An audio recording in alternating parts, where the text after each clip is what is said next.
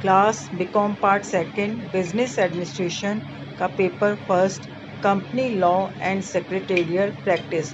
आज का टॉपिक है the Companies Act 2013 an introduction. आज मैं आप लोगों को कंपनी अधिनियम 2013 के बारे में बताऊंगी। जैसा कि हम जानते हैं कि पिछले कुछ वर्षों में भारत में औद्योगिक विकास की दर निरंतर रूप से बढ़ रही है। राष्ट्र का व्यापार व्यवसाय विश्वव्यापी होता जा रहा है। इस प्रक्रिया में कई राष्ट्रीय अंतर्राष्ट्रीय संगठनों की स्थापना की गई। कई विदेशी संगठनों ने भी भारत में अपनी शाखाएं स्थापित कर दी। इसके फलस्वरूप व्यवसाय का वैश्वीकरण और भूमंडलीकरण होता गया। कंपनी संगठनों की संख्या में भी निरंतर रूप से वृद्धि होती जा रही है और देश में निगमीय संस्कृति का तीव्र गति से विकास हो रहा है।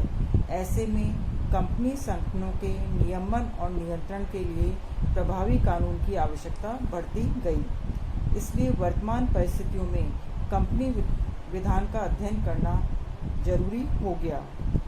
भारत में कंपनी विधान का मूल स्रोत इंग्लैंड का कंपनी विधान है। इसके अतिरिक्त भारत में व्यावसायिक स्वामित्व के कंपनी प्रारूप की स्थापना करने का श्रेय भी अंग्रेजों को ही प्राप्त है, जिन्होंने भारत से व्यापारिक संबंध स्थापित करने के उद्देश्य से सन 1600 में शाही अधिकार पत्र द्वारा ईस्ट इंडिया कंपनी की स्थापना की। भारत में सन 1850 में प्रथम संयुक्त पूंजी कंपनी अधिनियम बनाया गया। इस अधिनियम की सबसे बड़ी कमी यह थी कि इसमें कंपनी के सीमित दायित्व के तत्व को मान्यता प्रदान नहीं की गई थी, किंतु भारत में सन 1857 में नया संयुक्त पूंजी कंपनी अधिनियम पारित करके इस कमी को कुछ सीमा तक दूर कर दिया गया। इस अधिनियम के अनुसार बैंकिंग तथा बीमा कंपनियों को छोड़कर सभी प्रकार के व्यवसायों के लिए सीमित दायित्व वाली कंपनियों की स्थापना की जा सकती थी, किंतु पुनः सन 1860 में नया कंपनी अधिनियम पारित किया गया और बैंकिंग और बीमा कंपनियों को भी सीमित दायित्व रखने की छूट दे दी गई थी। समय के साथ साथ परिस्थितियों में भी परिवर्तन होने से कंपनी अधिनियम में कुछ निरंतर नए नए प्रावधानों की आवश्यकता महसूस की गई। फलस्वरूप 1860 के बाद क्रमशः सन 1866 में, 1882 में, 1913 और 1956 में एक के बाद एक नए कंपनी अधिनियम बनाए गए। कंपनी अधिनियम 1956 स्वतंत्र भारत का पहला अधिनियम था जो कंपनियों के नियमन और नियंत्रण हेतु बनाया गया था। यह अधिनियम लगभग 6 दशकों तक प्रभावी रहा। इस अवधि में इस अधिनियम में कई बार संशोधन भी किए गए, किंतु सामाजिक आर्थिक परिस्थितियों में काफ़ी तेजी से परिवर्तन होने के कारण ये सभी परिवर्तन अपर्याप्त हुए और देश में एक नए कंपनी अधिनियम की आवश्यकता अनुभव की जाने लगी। फलस्वरूप 20वीं शताब्दी के अंतिम दशक तक इस अधिनियम के स्थान पर एक संपूर्ण नए कंपनी अधिनियम की स्थापना के लिए प्रयास प्रारंभ हो गए थे। फलस्वरूप कंपनी अधिनियम 2013 पारित किया गया था। कंपनी अधिनियम 2013 भारतीय संसद द्वारा पारित एक अधिनियम है जो कंपनियों के निर्माण, उनके उत्तरदायित्व, उनके निदेशक तथा उनकी समाप्ति आदि का नियमन करता है। इस अधिनियम में 29 अध्याय तथा 470 अनुभाग है, जबकि 1956 कंपनी अधिनियम 1956 के अधिनियम में 658 अनुभाग थे। इस अधिनियम द्वारा कंपनी अधिनियम 1956 को आंशिक रूप से प्रतिस्थापित किया गया है। अब हम देखेंगे इस अधिनियम का विस्तार और प्रारंभ। कंपनी अधिनियम 2013 संपूर्ण भारत में लागू होता है। यह अधिनियम 30 अगस्त 2013 को लागू हुआ था। ये इतना कंपनी अधिनियम 2013 का परिचय आप लोगों को क्लियर हो गया होगा। अब कंपनी अधिनियम 2013 के कौन कौन से विभिन्न उद्देश्य होते हैं, इन उद्देश्यों की चर्चा करेंगे। ये विभिन्न उद्देश्य कौन कौन से होते हैं? इसमें सबसे पहले है, फर्स्ट पॉइंट है, कंपनी के निवेश को प्रोत्साहित करना, अर्थात अधिक सुविधाजनक प्रावधानों के द्वारा कंपनियों में निवेश को प्रोत्साहित किया जाता है। नेक्स्ट है, न्यूनतम मानदंडों को प्रतिस्थापित करना, यानी कंपनियों के प्रवर्तन और प्रबंध में व्यावसायिक विश्वसनीयता और आचरण के न्यूनतम मानदंडों को प्रतिपादित करना। नेक्स्ट पॉइंट है कि सभी सूचनाओं के पूर्ण और न्यायोचित प्रकटीकरण को सुनिश्चित करना, अर्थात कंपनियों के द्वारा जो विभिन्न क्रियाकलाप किए जाते हैं उनसे संबंधित सभी उचित सूचनाओं के पूर्ण और न्यायोचित प्रकटीकरण को सुनिश्चित किया जा सकता है। नेक्स्ट पॉइंट है, अंशधारियों के हितों का संरक्षण करना, अर्थात अंशधारियों की प्रभावी भागीदारी और उनके नियंत्रण को सुनिश्चित करना और उनके हितों का संरक्षण करना। नेक्स्ट पॉइंट है, कंपनी में हस्तक्षेप और जांच पड़ताल हेतु सरकार को शक्ति प्रदान करना, अर्थात कंपनियों के प्रबंध के लिए जो जिम्मेदार व्यक्ति हैं उनके कर्तव्यों के पालन हेतु बाध्य करना होता है। नेक्स्ट पॉइंट है, यदि किसी कंपनी का संचालन अंशधारियों, कंपनी अथवा जनसाधारण के हितों के प्रतिकूल किया जा रहा है तो उस कंपनी के कार्यकलापों में हस्तक्षेप और जांच पड़ताल करने हेतु सरकार को विभिन्न प्रकार की शक्तियां इस अधिनियम के द्वारा प्रदान की जाती है। नेक्स्ट पॉइंट है, औपचारिक प्रक्रियाओं तथा अनुपालनाओं पर न्यूनतम व्यय द्वारा कंपनियों को संचालन और नवाचार में स्वायत्तता प्रदान करना। इसका नेक्स्ट उद्देश्य है, भारत के कंपनी क्षेत्र के विकास को चिरस्थायी बनाने हेतु ठोस और व्यवहारिक कानूनी ढांचा उपलब्ध करना।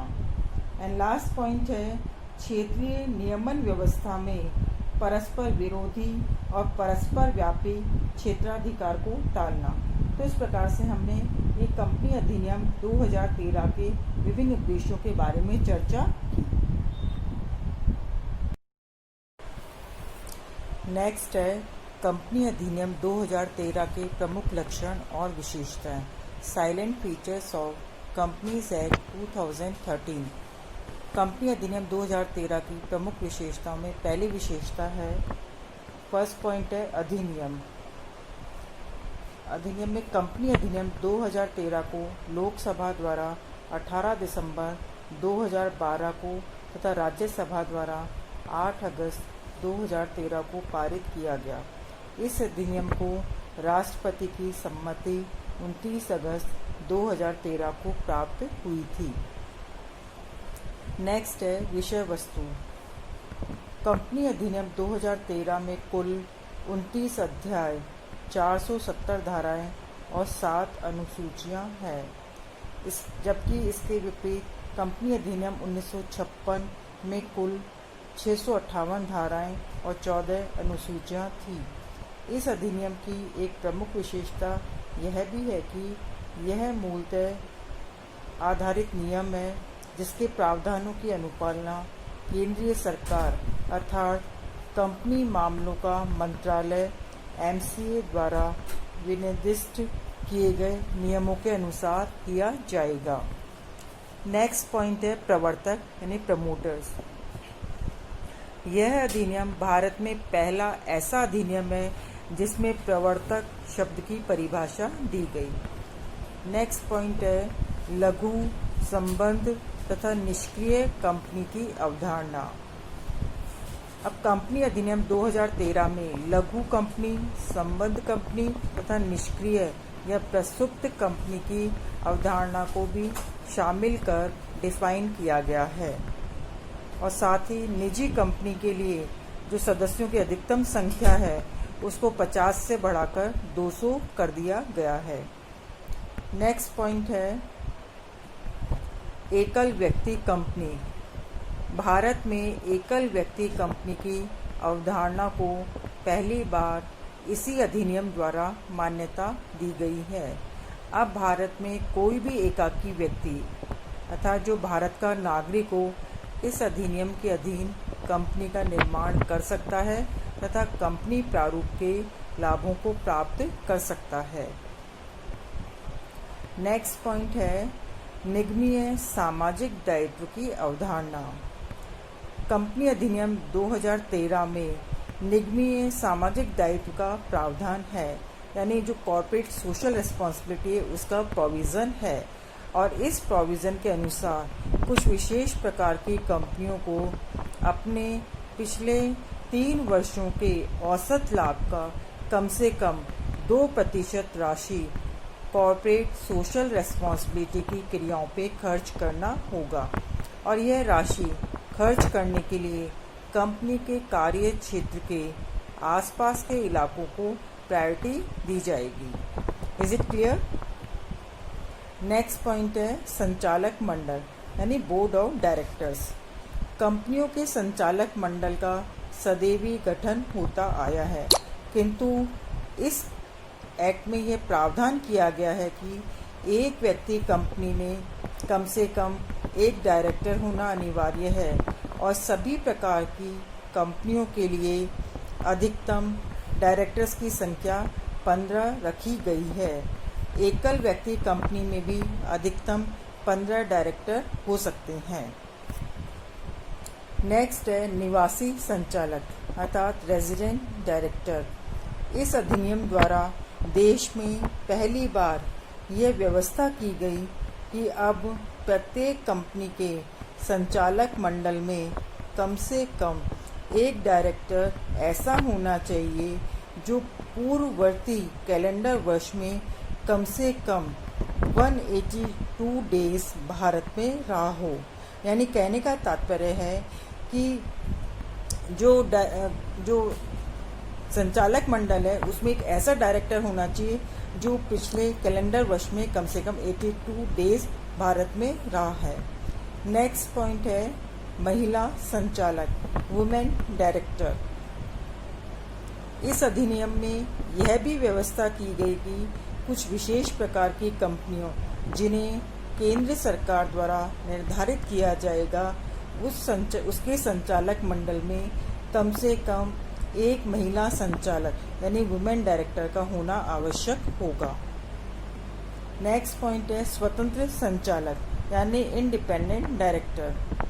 अब कंपनी अधिनियम 2013 के द्वारा यह भी कंपल्सरी कर दिया गया कि प्रत्येक लिस्टेड कंपनी के बोर्ड ऑफ डायरेक्टर्स में कम से कम 1/3 यानी 1/3 संचालक स्वतंत्र संचालक होंगे। इसके अतिरिक्त इस अधिनियम में केंद्र सरकार को यह भी शक्ति प्रदान की गई कि वह किसी भी वर्ग या वर्गों की कंपनियों के संचालक मंडल में स्वतंत्र संचालकों की न्यूनतम संख्या को भी निर्धारित कर सकते हैं। नेक्स्ट पॉइंट है संचालक समितियों के निर्माण की अनिवार्यता। अब जो कंपनी अधिनियम 2013 में यह भी प्रोविज़न किया गया कि सभी प्रकार की सूचीबद्ध कंपनियां तथा सभी उस वर्ग या उन वर्गों की कंपनियां जिन्हें केंद्र सरकार द्वारा निर्धारित करेगी उनको संचालक मंडल के सदस्यों की डिफरेंट कमेटीज गठित करनी होगी। ये डिफरेंट कमेटीज जैसे अंकेक्षण समिति होगी, फिर नेक्स्ट है नामांकन या पारिश्रमिक समिति होगी और तीसरा है हितधारी संबंध समिति होगी। यानी इस कंपनीज एक्ट के में ये प्रोविज़न किया गया कि संचालक समितियों के निर्माण को जरूरी कर दिया गया। नेक्स्ट पॉइंट है प्रमुख प्रबंधकीय पदाधिकारियों की नियुक्ति यानी जो अपॉइंटमेंट ऑफ की मैनेजरियल पर्सोनल। अब कंपनी अधिनियम 2013 में प्रमुख प्रबंधकीय पदाधिकारियों शब्दावली का भी प्रयोग किया गया। इस अधिनियम में कहा गया कि निर्धारित वर्ग या वर्गों की कंपनियों में कुछ प्रमुख प्रबंधकीय पदाधिकारियों की नियुक्ति की जाएगी। आप प्रमुख प्रबंधकीय पदाधिकारी कौन कौन से हो सकते हैं? जैसे पहला है प्रबंध संचालक अथवा प्रमुख कार्यकारी अधिकारी अथवा प्रबंधक तथा इनकी अनुपस्थिति में पूर्णकालिक संचालक। नेक्स्ट है कंपनी सचिव अर्थात कंपनी सेक्रेटरी। और तीसरा है मुख्य वित्तीय अधिकारी, यानी जो मेन फाइनेंशियल ऑफिसर होगा, इनकी नियुक्ति की जाएगी। नेक्स्ट पॉइंट है सचिवीय मानकों का पालन। इस अधिनियम के द्वारा यह भी प्रावधान किया गया कि प्रत्येक कंपनी में कंपनी सचिव कंपनी की साधारण सभाओं, संचालक मंडल की सभाओं आदि के संबंध में सचिवीय मानकों की अनिवार्य रूप से पालना करेगा। अब सचिवीय मानक क्या होते हैं? सचिवीय मानकों से तात्पर्य उन मानकों अर्थात उन स्टैंडर्ड से है जो भारतीय कंपनी सचिव संस्थान के द्वारा बनाए गए हैं और जो सेंट्रल गवर्नमेंट है उसके द्वारा अप्रूव्ड किए गए हैं। नेक्स्ट पॉइंट है वार्षिक साधारण सभा पर प्रतिवेदन। अब प्रत्येक जो भी लिस्टेड कंपनीज है उनको प्रत्येक अपनी वार्षिक साधारण सभा पर एक रिपोर्ट तैयार करनी पड़ेगी और कंपनी को यह रिपोर्ट सभा के संपन्न होने के 30 डेज के भीतर अर्थात 30 दिनों के भीतर निर्धारित शुल्क के साथ रजिस्ट्रार को प्रस्तुत करनी पड़ेगी। नेक्स्ट पॉइंट है एक समान वित्तीय वर्ष यानी यूनिफॉर्म अकाउंटिंग ईयर। इस अधिनियम में यह भी प्रोविजन किया गया कि देश की सभी कंपनियों का फाइनेंशियल ईयर कुछ एक्सेप्शंस को छोड़ दिया जाए तो प्रत्येक वर्ष की 31 मार्च को समाप्त होगा। नेक्स्ट पॉइंट है वित्तीय विवरण यानी फाइनेंशियल स्टेटमेंट। अब इस अधिनियम में बैलेंस शीट तथा लाभ हानि खाते शब्दावली के लिए वित्तीय विवरण शब्द का उपयोग किया गया। नेक्स्ट है आंतरिक अंकेक्षण की अनिवार्यता, यानी जो इंटरनल ऑडिट है उसको मैंडेटरी कर दिया गया। इस अधिनियम द्वारा निर्धारित वर्ग या वर्गों की कंपनियों के लिए इंटरनल ऑडिट को भी कंपलसरी कर दिया गया। ऐसी कंपनियों द्वारा इंटरनल ऑडिटर के रूप में किसी चार्टेड अकाउंटेंट अथवा कॉस्ट अकाउंटेंट अथवा कंपनी के संचालक मंडल द्वारा निर्धारित किसी पेशेवर व्यक्ति के द्वारा किया जा सकेगा। नेक्स्ट पॉइंट है अंकेक्षकों का चक्रानुक्रम यानी रोटेशन ऑफ ऑडिटर्स। अब जो कंपनी अधिनियम 2013 उसके द्वारा जो ऑडिटर्स के लिए प्रत्येक 5 वर्षों के बाद रोटेशन की व्यवस्था भी की गई। अब कोई भी कंपनी किसी भी व्यक्ति को अंकेक्षक के रूप में यानी ऑडिटर के रूप में कंटिन्यूअस 5 वर्षों से अधिक अवधि के लिए नियुक्त नहीं कर सकती है। यदि अंकेक्षकों के रूप में ऑडिटर के रूप में किसी ऑडिट फर्म की नियुक्ति की जाती है तो उस फर्म को 5 वर्षों की निरंतर 2 अवधियों से अधिक के लिए नियुक्त नहीं किया जा सकता है। इसके अतिरिक्त कोई भी एक व्यक्ति अधिकतम 20 कंपनियों का ही ऑडिट कर सकता है। तो इस प्रकार से हमने जो कंपनीज एक्ट 2013 है उसके डिफरेंट फीचर्स एंड कैरेक्टरिस्टिक्स देखे। आई थिंक आपको सारे पॉइंट्स क्लियर हो गए होंगे। Is it clear? Thank you.